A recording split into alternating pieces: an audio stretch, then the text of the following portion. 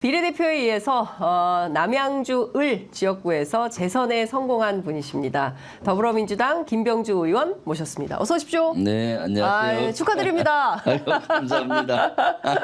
아니, 네. 새카매지셨어요. 네, 네, 예. 많이 얼굴이 탔습니다. 예, 뭐 선크림도 좀 바르시고 네. 하시지. 네, 발라도 뭐 하루에 몇 킬로를 걸어 다니셨습니까? 글쎄요, 뭐 키로수보다도 예. 하여튼 아침 6시부터 예. 뭐 저녁 한 11시까지 야. 강행군을 했죠. 세상에. 네, 네. 거의 네. 군에 계실 때만큼 걸어 다니는 네. 행군하듯이 그 선거운동 하신 거 아닙니까? 걷기도 하고 뭐 차량도 유세가 있으니까 네. 차량 유세, 예. 차량 타고 이렇게 유세도 하고 한 몇 분 정도 만나신 것 같으세요? 지역구 유권자분들을? 글쎄요.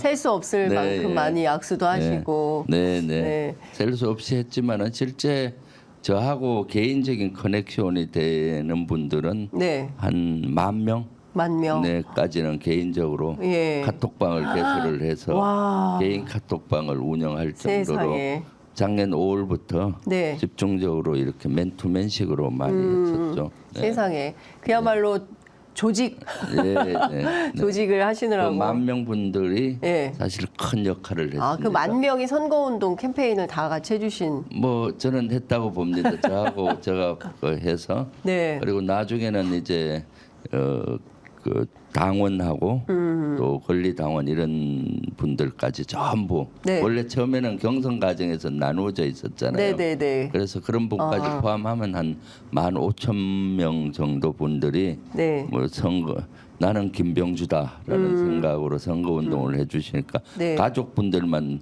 홍보해도 한 그러네요. 5, 6만 명 되잖아요. 와, 그러네요. 그리고 지인까지 하면은 또 네, 더 늘어나고. 저희 유권자가 20만 명이었거든요. 아, 남양주. 네, 예. 네, 언론 20만 명이었는데 예.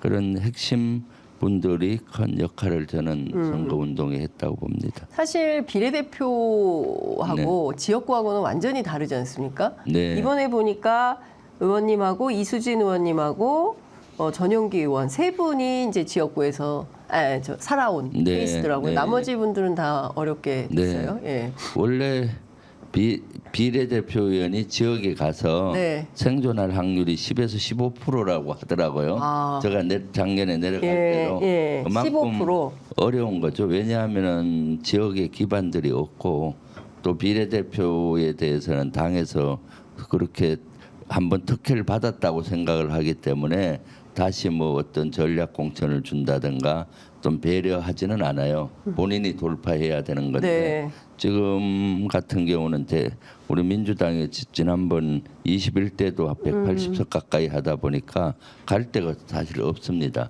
그래서 기존 국회의원과 경쟁을 해야 되는 구조인데 사실 기울어진 운동장입니다. 기존 국회의원들께서는 그 지역에 있는 당원이나 권리당원 명부를 명부 다 다 갖고 있고 다 그동안 문자로 소통을 했는데 도전자에게는 그런 게 없거든요. 그러니까 한 명 한 명 이렇게 다시 다져야 되는 문제가 있어서 아 이거 참 기울어진 운동장이구나. 그렇지만 이번에는 그래도 이재명 대표께서 지시를 했는지 몰라도 당에서 그동안은 경선 과정에도 문자를 한 5번 네. 이제 권리당원들에게 당에서 아예 쏴줬어요. 그래서 그런 것들이 도움이 됐죠. 당에서 네. 기울어진 운동장을 좀 발굴려는 노력은 많이 했습니다. 네네. 56.94%. 네. 사실 저희 프로그램 출연하셨을 때 압도적으로 이기고 돌아오겠다고 말씀하셨는데 네, 네.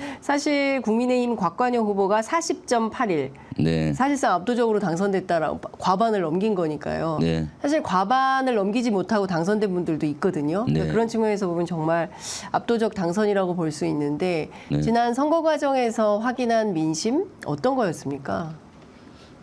그렇죠. 민심은 첫 번째가 윤석열 정권 심판이었죠. 사실 윤석열 정부 들어선 지 2년도 채 안 됐는데 네. 많은 분야에서 후퇴하고 있었잖아요. 네. 그중에 민생 경제가 가장 어려웠고 그리고 또 뭐 안보 참사, 외교 참사 이어지면서 네. 전쟁의 위협도 느끼게 됐고 또 민주주의가 무너지는 분야가 많았고 네. 법치주의도 무너지고 있었잖아요. 예. 그리고 또 상식과 공정이라는 슬로건 하에 윤석열 대통령이 됐는데 네. 사실 상식과 공정은 어디로 간지 사라지고 네. 그러한 형태들 그리고 또 여러 가지 불통의 이미지 이런 것들 해서 더 이상 윤석열 대통령은 안 되겠다 심판 내야 되겠다 이 여론이 가장 컸던 것 같고요. 그러다 보니까 남양주 을에서도 사실 그랬고 두 번째는 남양주 을은 또 지역은 또 전체 슬로건도 있지만 지역 이슈가 대단히 중요시 여기더라고요. 네. 항상 삶에 연결이 되잖아요. 교통 그래서 문제라든가 뭐. 그래서 남양주 을 지역은 별내, 진접, 오남 네. 이렇게 나누어져 있는데 지금 막 발전하는 도시예요. 네. 그런데 이제 통합적인 발전이 되지 않고 별내동 발전 따로, 별내면 따로, 오남업 따로, 진접업 따로 이렇게 되다 보니까 네. 통합적인 어떤 발전에 맞는 인프라 이런 것들이 부족해요. 그 중에 가장 중요한 것이 교통 문제. 네네. 서울로의 접근성, 또 사통팔달 교통이 많이 좋아지긴 했지만 인구가 증가한 거에 비해서는 너무 턱없이 부족하고 그래서 교통 혁명을 이루어 달라는 뭐 이런 것도 있었고요. 네. 그다음 자족 도시가 돼야 되는데 그렇지가 않고 배드타운처럼 되다 보니까 제가 가서 봐도 자족 도시의 여건이 충분히 갖추고 있는데도 불구하고 그렇지 않는 거예요. 그래서 아주 추진력 있는 사람이 와서 네네. 이런 걸 해달라라는 어떤 열망도 있어서 네. 제가 육군 대장 출신 김병주 그래서 군에서 네. 90만 대군을 육군 대장 때는 지휘했잖아요. 네. 미군들까지 네. 그러한 추진력과 결단력으로 지역을 좀 발전시켜 달라라는 이러한 열망들도 있었던 것 같고요. 그리고 제가 작년 5월 달에 갔어요. 네. 1년도 채 안 된 기간에 아무것도 없는 상태에서 군사 작전 하듯이 네. 전쟁술에 쓰이는 손자병법을 네. 이번에 선거 선거에 캠페인에 그대로 적용했어요. 그런데 전쟁의 원칙이나 원리나 선거의 원리나 전 똑같다고 보기 때문에 그것이 아주 주요했다고 봐요. 네. 그래서 경선에서도 사실 재선 의원이 네. 붙었는데 압도적으로 제가 이겼고요. 그다음 본선에서도 했던 것들이 손자병법을 그대로 적용했더니 네. 효과가 있었다. 네, 나중에 저희가 따로 우리 김병주 의원님의 손자병법 강의를 따로 좀 만들어서 네. 저희가 유튜브 강연을 그러다 좀 보니까 만들어야 기존에 시의원 출신, 도의원 출신들께서 저를 많이 도왔는데 했던 분들이 예. 처음에는 많이 부딪혔어요. 예. 기존 그분들은 기존의 선거 방식으로 하려고 하잖아요. 네네. 저는 이거 필요 없다. 이렇게 하자. 예. 하니까 새로운 방식인데 받아들이기가 어렵잖아요. 근데 해보니까 효과가 있고 해보니까 효과가 있고 그래서 요새는 제가 이렇게 하자면은 그대로 이렇게 하는 방식으로 가는 거죠. 네. 네. 이번에 군 출신들도 다수 이제 국회로 들어가는데요. 특히 이제 주목할 만한 분이 임종득 네. 신임 당선자입니다. 이분은 잘 아시는 것처럼 최상병 수사외압 네. 은폐 의혹 논란과 관련해서 공수처 고발된 상태이기도 하고 주요 피의자로 출금 상태이기도 합니다. 당장 5월 2일 날, 내달 2일 날 민주당에서는 최상병 특검법을 네. 의결하겠다라는 입장이고, 뭐 최근에 뭐 안철수 의원도 그렇고 오늘 그 아침에 라디오에 출연한 조경태 의원도 그렇고 국민의힘 일부 의원들도 뭐 아주 공개적으로 최상병 특검은 해야 된다 이제 이런 네. 주장이어서 이 문제가 좀 어떻게 풀릴 거라고 좀 전망하십니까? 지금 해병대 순직 사건 특검법은 네. 21대에 통과시켜야 된다고 봐요. 이미 이제 자동으로 상정이 된 상태잖아요. 네. 4월 3일. 3일 날. 그렇기 때문에 5월 2일 날 지금 당에서는 국회를 열어서 예. 이것을 표결로 가려고 하고 있는데 네. 아직 여야 합의는 안 된 상태예요. 그런데 지금 국민적인 이번에 그 선거를 통해서 국민적인 요구, 명령을 우리도 알지만 국민의힘도 알고 있잖아요. 네. 그렇기 때문에 국민의힘에서 그것을 반대하기가 쉽지가 않다.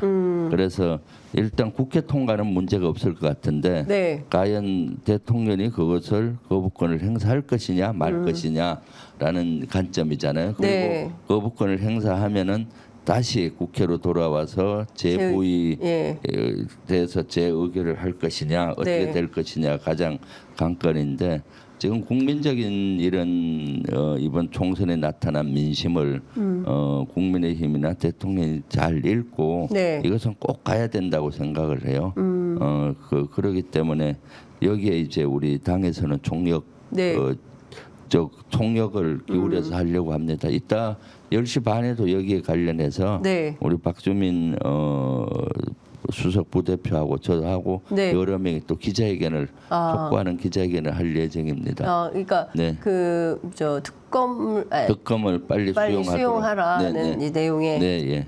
기자회견 예정돼 있다고 하셨는데 사실 2월만 하더라도 네. 민주당의 어떤 공천 파열음 때문에 이번 선거에서 정부 여당이 상당히 자신감을 얻던 때였습니다. 네. 그래서 경우에 따라서는 과반도 할 수 있다라는 입장이 이제 나오기도 했는데 사실 그 3월 10일이었던 것 같아요. 이종섭 대사 출국을 계기로 해서 이제 도주 대사 뭐 이런 이미지가 씌워지고 그리고 사실상 지금 이 와중에 이종섭 전 장관을 호주 대사로 출국시키는 게 말이 되냐.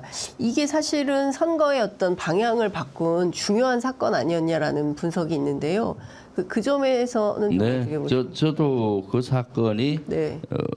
윤석열 심판을 다시 활활 불타오르게 하는 네. 그 촉매제가 될 것이다라고 저는 그때 그 공항에서 장윤선 취재 편의점에서도 얘기했던 기억이 나는 것 같은데. 네, 저희 4시간 생방송했습니다. 그때 했잖아요. 그때 오늘 이후에 그때까지만 해도 정권 심판론이 수면 밑에 있었고 그때 여러 가지 네. 경선 논란 뭐 이런 걸로 막 했었는데 그날 출국을 시도했던 그날 네. 기점으로 이제 출국한 날이죠. 사실 이종섭 전 대사가 네.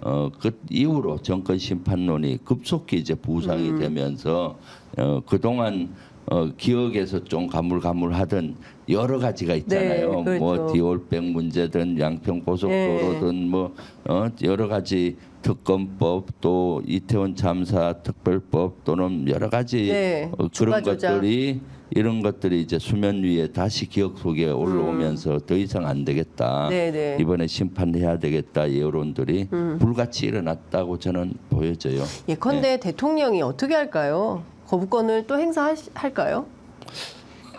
상식적으로는 할 수가 없죠. 네. 지금 이 상식적으로. 분위기에서. 이 분위기에서 국민들의 이런 명령과 국민들의 요구가 이렇게 큰데 네. 보통 정권 같으면은 할 수 없이 수용할 겁니다. 네. 근데 윤석열 대통령은 항상 상식적이지가 않았잖아요.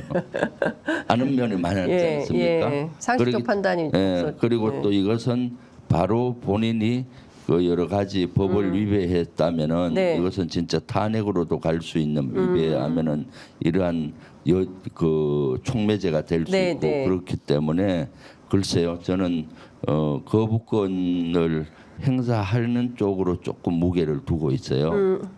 지금까지 상식적이면 해야 되는데 네. 비상식적인 행동을 너무 했잖아요. 네. 특검법도 김건희 여사 특검법도 우리 보통 사람 같으면 자기 가족 문제니까 그러니까요. 역대 대통령은 누구나 자기 친인척에 대해서 하면은 그렇습니다. 가감히 그걸 수용을 하고 사과도 하고 네. 이렇게 자르고 갔잖아요. 예. 그런데 상식적이지가 않았지 않습니까? 그렇기 때문에 이번에도 상식이 통할지 그것이 의문이에요. 네. 그래서 대통령의 아마 이번 주도 뭐 대국민 담화를 한다고 하고 뭐 네. 또는 뭐 이런 걸 하는데 그걸 꼭 받아들여야 된다. 그러지 않으면은 진짜 그 거대한 국민적인 심판을 다시 받게 저항이나 심판을 받게 될 거라고 저는 생각이 듭니다. 그러니까 오늘 뭐 사실은 어제 뭐 대통령실 비서실장이 발표가 된다는 거였는데 이것도 연기가 됐고 총리도 좀 뭐 누가 멸망에 오르기만 하고 사실은 이제 결정이 되지 못하고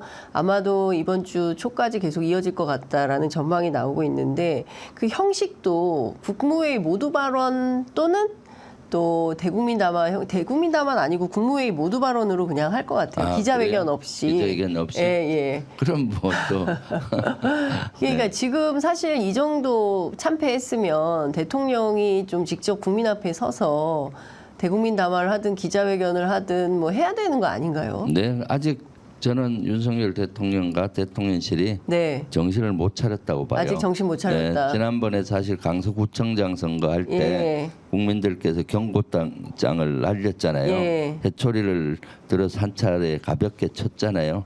그럼 그것을 심각하게 받아들이고 또 그럼 뭘 개선할 건지 했어야 되는데 그러한 경고장을 한 귀로 듣고 한 귀로 흘린 결과가 이번에 큰 참패로. 총선에서 참패로 국민의힘의 참패로 네. 끝이 났지 않습니까? 네. 그럼 이것을 진짜로 겸허히 받아들여서 대통령이 직접 나와서 사과하고 그다음 사과 속에는 구체적으로 지금까지 뭘 잘못했는지를 얘기해야 되는 겁니다. 네. 그리고 이걸 어떻게 바꿀 건지 이렇게 얘기해야 되는 거죠. 네. 그리고 사과할 부분은 사과하고 해야 되는 것인데 그때 대통령 참모를 통해서 뭐 의견을 낸 거고 네. 그다음 여론적으로 참모를 통해서 내니까 아직도 정신 못 차렸다라는 네. 여론이 일어나니까 이번 주에 뭐 대통령이 뭐 담화를 하니 기자회견을 하니 뭐 의견을 낸다 이러는데 네. 결국은 국무회의에서 할 확률이 지금 많다고 말씀하시는데 그렇게 되면은 어느 국민이 진정성을 이해하겠습니까? 예. 군인 정신 입장에서 볼 때 윤석열 대통령은 어떤 분이에요? 이게 좀 리더십이 아주 부족하죠. 사실은. 리더십이 부족한 사람이다. 리더십의 기본은 예. 사실은 상은 뭐 어떤 일이 있을 때 공은 부하에게 책임은 나에게가 아. 기본이에요. 책임은 예, 나에게 나에게, 지고 공은 공이 부하에게. 있으면 부하에게 돌리는 예. 것이 예. 리더십의 가장 기본인데 예. 책임은 부하에 책임을 아예 지지도 않잖아요. 참모한테도 지어야 되는데 예, 책임이 책임을 안 아예 져요. 예. 그러니까 책임을 안 지고 예. 있는 경향들이 있지 않습니까? 예. 본인 스스로도 책임질 일 있으면 뒤로 숨어버리고 나오지 않아요. 안 나와요. 이런 예. 참패가 있었으면 바로 본인이 나와서 나서 딱 나의 얘기를. 부족한 소치다. 부족의 소치다. 예. 내가 잘못했다. 했다. 뭐 이렇게 예. 얘기하는 것이 예. 리더로서의 가장 큰 덕목이고요. 예. 그다음 두 번째 리더로서의 덕목은 예. 자기에게 엄격하고 예. 남에겐 간대해야 그렇죠. 되는 겁니다. 예. 그러니까 자기 자신과 자기 가족들의 친인척에 네. 엄격해야 되는 예. 거고 그다음에 이제 다른 분들에게는 간대해야 되는데 자기와 자기 친인척에 대해서 무한히 그러니까. 반대하고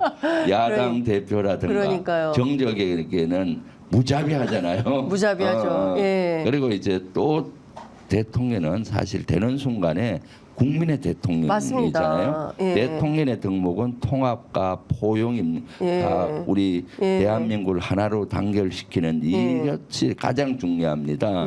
그런데도 불구하고 지금 계속 분열의 정치를 하고 있지 않습니까? 네. 야당 대표를 만나서 대화를 아직까지도 하지 않은 역대 어떤 대통령도 그러진 않았을 맞습니다. 거로 보여요. 예. 그러니까 그렇죠. 그리고 불통의 이미지죠. 그리고 분열의 정치를 하고 있잖아요. 예. 공산주의 전체주의니 뭐 맞아요. 등등 해서 있지도 반국가 자꾸 세력이니. 반국가 세력이니 해서 예. 분열을 시키고 있는 예. 거고요.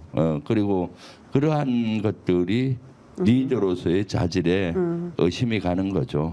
실제. 그러니까 사실 이 정도 되면 본인이 나서서 부독의 소치다 앞으로 열심히 하겠다라고 국민 앞에 서야 되는데 그 자체도 못하면 되게 비겁한 사람인가요?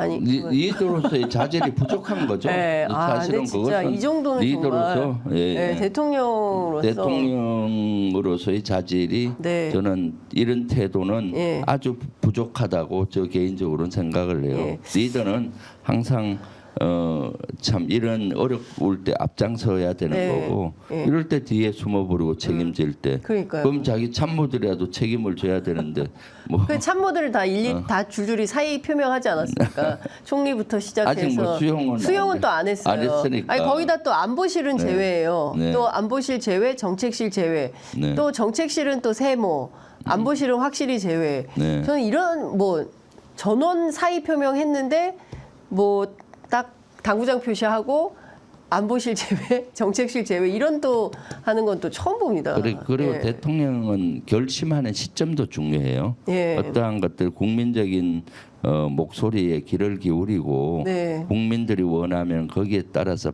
빨리 결심을 해야 돼요. 예를 들어 이번에도 사의 표명을 국무총리라든가 참모들이 했잖아요. 네. 그럼 빨리 결심을 하는 것이 중요한데 네. 아직도 결심을 못 하고 누구를 그 사의한 것 표명을 수리할지도 결심 못한 거고 네. 이종섭 전 장관 대사로 임명한 것도 마찬가지예요. 뭐 대사로 임명할 수도 있겠죠. 네. 뭐 그쪽 논리에 맞게 한다면은 근데 국민적으로 이건 아니다. 이건 해유성이고 도피성이고 이래서는 안 된다라고 국민적인 그 비난과 요구 얼마나 컸어요. 그럼 빨리 국민적인 뜻에 맞게 빨리 소환하고 또 대사 그만두게 하고 이렇게 해야 되는데 그 국민적으로 그런 가운데서도 대사로 보냈고 대사로 보내니까 국민 여론이 엄청나게 들끓고 여기에 대해서 참 실망하고 또 요구를 했지 않습니까? 그러니까 결국 국민 소환으로 한국에 들어올 때 명목이 뭡니까? 뭐 방산협력 대사 예. 그동안 제대로 있지도 않은 이런 걸 명목을 만들어서 막 하다가 결국은 국민의 명령에 의해서 대사를 그만둬야 되는 이러한 그렇죠. 상황으로 예. 밀리잖아요. 네. 그 결심하는 시점을 결심해야 될 때는 눈물을 머금고라도 결심해야 되는데 그러한 것들이 리더로서의 태도는 저는 아니라고 봐요. 그러니까 떠밀려서 하는 형식인 거죠. 그러니까 국민적으로 막 비판과 공세가 가해지니까 네. 떠밀려서 모든 걸 결정하는 그러니까 딱 판단해서 결심해야 될 순간에 정확하게 딱 결심하는 게 아니라 국민 여론에 마지못해서 자꾸 떠밀려서 하는 건데 이 정도면 대통령 겁먹었다 이렇게 봐야 될까요? 못 나오는 걸까요? 안 나오는 걸까요? 아니 겁먹었다기보다 지금까지 그런 형태를 했으니 아직도 그러한 태도를 못 바꾸는 거다. 못 바꾸는 걸로 봐야 되겠죠. 네. 안 바꾸는 걸 못 바꾸는지 안 안 바꾸는지는 바꾸는 건지 몰라도 모르겠지만. 그러한 태도를 계속 견제하고 있지 않습니까? 네. 이런 말씀 주셨어요. 대통령이 최상병 특검법마저 거부권을 행사하면 재앙에 가까운 국민적 저항을 맞이하게 될 것이다. 재앙에 가까운 국민적 저항은 어떤 걸 말씀하시는 걸까요? 아니요, 지금 이미 사실은 이미 국민 그 심판이 네. 총선에서 저는 이미 1차적으로 다 이루어졌다고 봐요. 지금 22대 총선을 하는 과정에서 이 정도 나오리라고 처음에 예상을 못했잖아요. 그렇습니다. 작년까지만 해도 이렇게 네. 예상을 못했잖아요. 예. 2월까지만 해도 그렇죠. 그런 정권 네. 심판론을 우리가 그렇게 외치고 했지만은 이 정도인지는 우리도 그때는 얘기를 못했고 임박해서 한 1, 2주 됐을 때 뭐 네. 오히려 200석이니 뭐 범야권 이런 얘기가 나오기 네. 시작이 된 네. 거고요. 사실 이번에는 압도적으로 국민들께서 해초를 들었고 심판했다고 봅니다. 그러니까 이러한 가운데서도 거부권을 행사한다. 그럼 이거에 몇 배 증폭된 이런 국민적 저항이 일어나지 않겠습니까? 네. 그러니까 거기에 대해서는 미리 예측하고 빨리 태도를 바꿔야 된다. 지금 전향적으로. 네. 예, 예. 전향적 태도 변화가 필요하다.